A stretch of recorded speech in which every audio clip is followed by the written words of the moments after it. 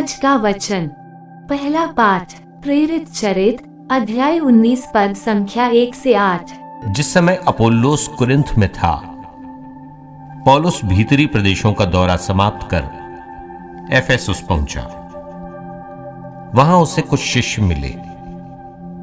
उसने उनसे पूछा, क्या विश्वासी बनते समय आप लोगों को पवित्र आत्मा प्राप्त हुआ था?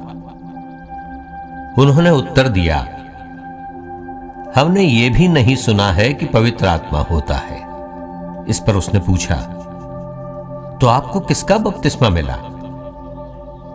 उन्होंने उत्तर दिया, योहन का बपतिस्मा। पौलुस ने कहा, योहन पश्चाताप का बपतिस्मा देते थे। वो लोगों से कहते थे कि आपको मेरे बाद आने वाले में, अर्थात ईसा में विश्वास करना चाहिए। उन्होंने ये सुनकर प्रभु ईसा के नाम पर बपतिस्मा ग्रहण किया। जब पौलुस ने उन पर हाथ रखा तो पवित्र आत्मा उन पर उतरा और वे भाषाएं बोलते और भविष्यवाणी करते रहे। वे कुल मिलाकर लगभग 12 पुरुष थे। पौलुस 3 महीनों तक सभागृह जाता रहा। वो ईश्वर के राज्य के विषय में निसंकोच बोलता और यहूदियों को समझाता था। यह प्रभु की वाणी है। सुसमाचार संत योहन अध्याय 16 पद संख्या 29 से 33।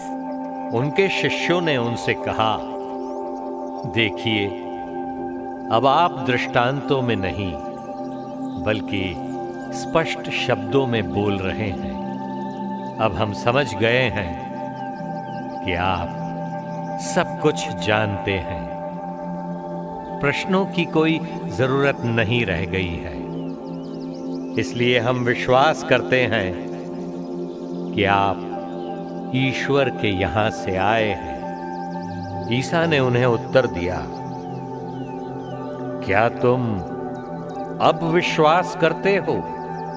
देखो, वो घड़ी आ रही है, आ ही गई है, जब तुम सब तितर बितर हो जाओगे और अपना अपना रास्ता लेकर मुझे अकेला छोड़ दोगे।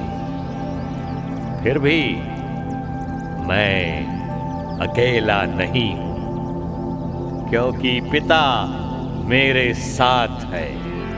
मैंने तुम लोगों से ये सब इसलिए कहा है कि तुम मुझ में शांति प्राप्त कर सको।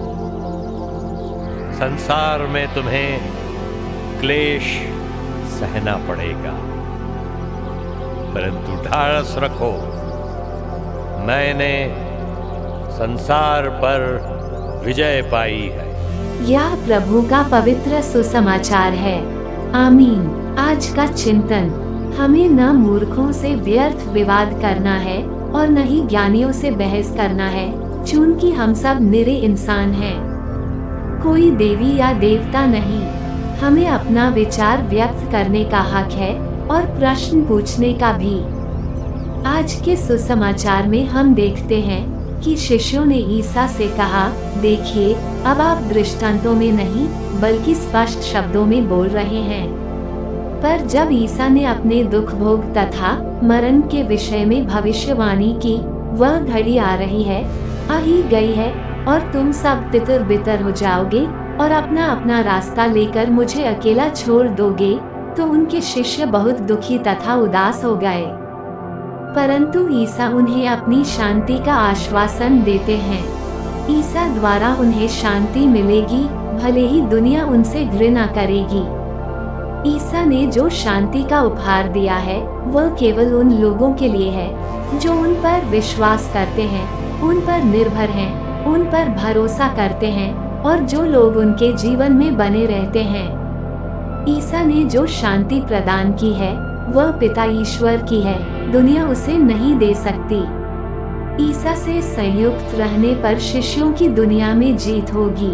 इसलिए हमारी शांति ईसा में है। क्या हम मानते हैं कि हमारी शांति ईसा में है? क्या हम अपने आप को ज्ञानी समझते या हमें ईश्वर की जरूरत है जो अंतर्यामी है? आइए हम मनन करें। आमीन।